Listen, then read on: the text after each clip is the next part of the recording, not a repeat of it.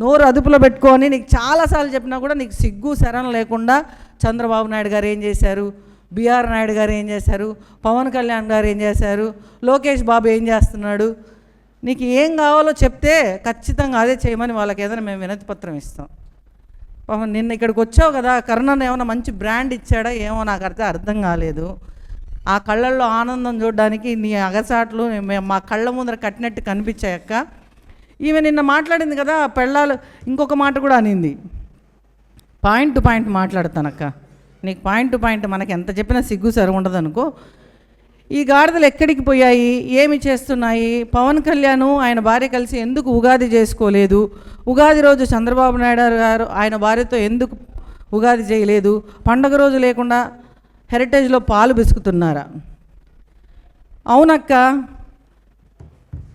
పనికిమాలిన గాడిదలు పోయిన గత ప్రభుత్వంలో రాష్ట్రాన్ని నాశనం చేస్తే ఆ గాడిదలు మళ్ళీ తిరిగి వచ్చి ఇక్కడ పిచ్చి వేషాలు వేయకుండా ఆ గాడిదలకు తగిన బుద్ధి చెప్పడానికే పవన్ కళ్యాణ్ గారు, చంద్రబాబు నాయుడు గారు, లోకేష్ గారు మళ్ళీ ఇక్కడ ప్రజల జీవితాల్లోకి ఈ అడ్డగాడిదలు అడ్డంగా రాకుండా, అడ్డంగా తినడానికి, మళ్ళీ రాష్ట్రం మీద పడి దోచుకోవడానికి రాకుండా సాయశక్తులా కృషి చేస్తున్నారు, గాడిదల కోసమే పని చేస్తున్నారు అనేది మాత్రం నువ్వు గుర్తుపెట్టుకో రోజక్క.